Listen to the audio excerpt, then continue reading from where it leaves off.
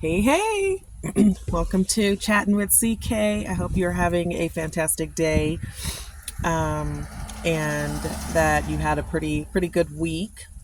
I am doing today's video in the car because that's where I'm feeling led to do the video today. Um, and hopefully this video is not going to be as long as the other ones because I have got to get them under the 20 minutes. Yesterday I think was like 25. So sorry if you listened to the whole video though. Thank you. But today's question that was asked was that I wanted to talk about was or is what has been the best part of your spiritual journey, of my spiritual journey? Because I think so, and I think it's a good question because often people talk about like how hard it is and all of the things, and it's almost like, well, who wants to do that, or what was good about it? And I think it's a super great question, and I'm super excited to answer it because I can definitely say the best part about my journey has been the development and the recognition, the increase in my self-worth and my self-love. That has been the best part. Hands down for sure. Um Seeing myself in such a beautiful way and in such a beautiful light and how God sees me has been phenomenal.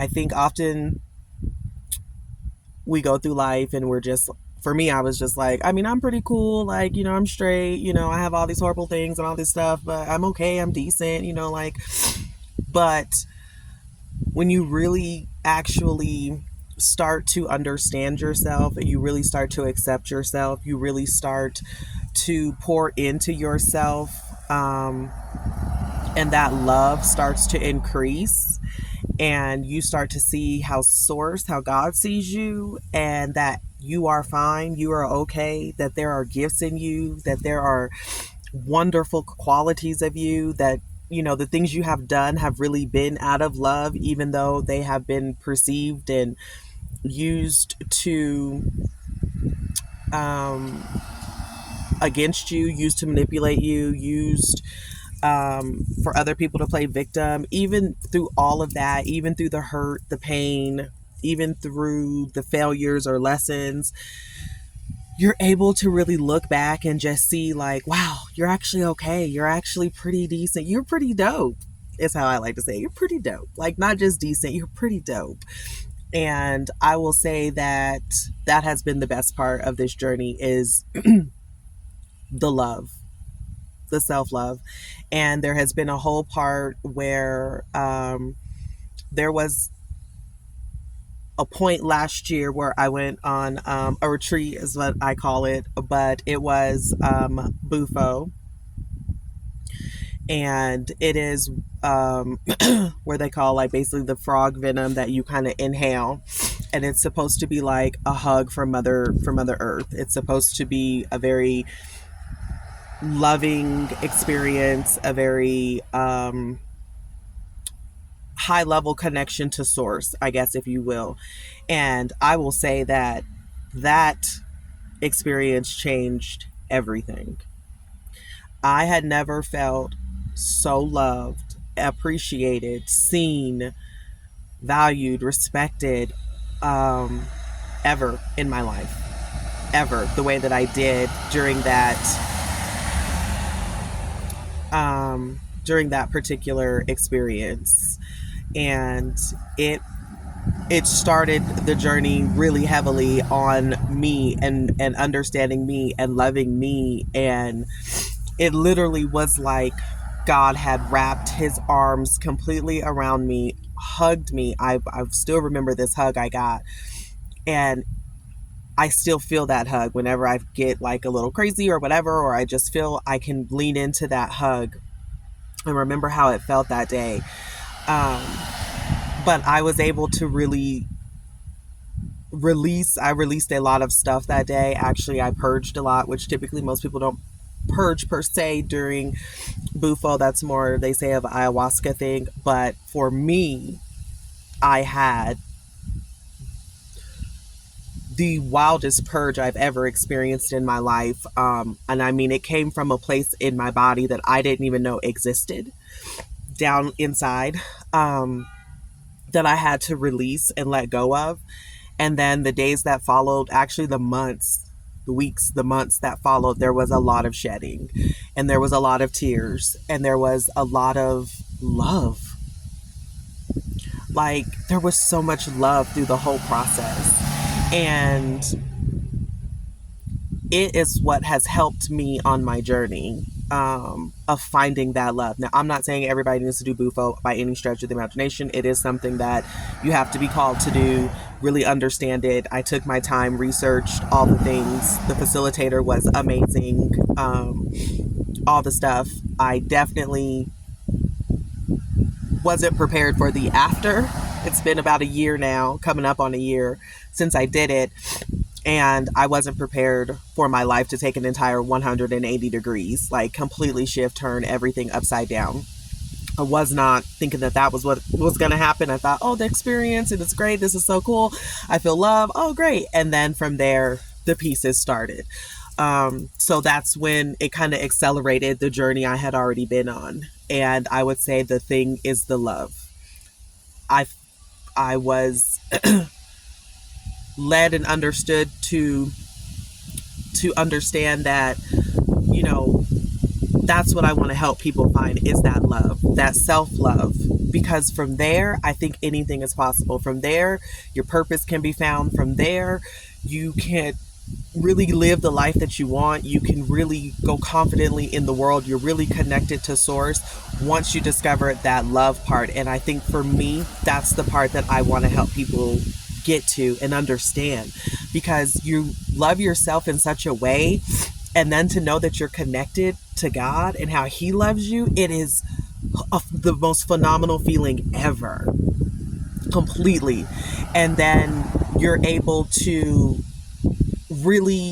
it really increases the empathy and compassion that you have for yourself and then for others. I have learned that as well, and I'm able to love from a totally different space. Doesn't mean that my boundaries don't matter, doesn't mean that I need people directly in my space, but it does show that the decisions and the choices I make are based out of love for myself and how I see myself, how I value myself, what I want for myself. And so I'm less likely to really just put up with anything or just accept anything or to just do anything anymore, because of how much I love myself. And you realize how many choices and how many things you did in the past that did not reflect the love for yourself, and why some people took advantage of that and recognize, well, this person doesn't love themselves, so why do I gotta live? Just play with them too. But eventually you get to a place where you start making decisions based off of that. And that's where I'm at now, is really the decisions I make. Do they align? Do they feel good? Do they match? Do they show that I love myself, that I'm picking myself and I'm choosing myself? And that's the part to me that makes it all worth it. That's the part to me that says it's worth the journey. It's worth doing it. Because once you get that feeling and that understanding, it changes everything. And as I always say, if every person was doing the work, if every person found that internal love that you find on your journey, if every person was doing it, the world would shift, the world would change, because we would all be moving out of our own space of love, and it would trickle. I mean, it's just the simple things for me that I pay attention to now and that I love, and you know, nature and the life and the world and the cycle and relationship love. Like I understand now why I've been delayed in terms of having a romantic relationship. I wasn't ready for the type of love that I wanted and that I know I deserved. I wasn't loving myself in that way first. And even though I felt like I could give that love to somebody else, you have to give it to yourself first. because then you know what it really feels like. And then you want somebody else to feel that too. And if they love themselves in that same way, they're able to love you in that space and recognize and value and see you. And it just makes sense.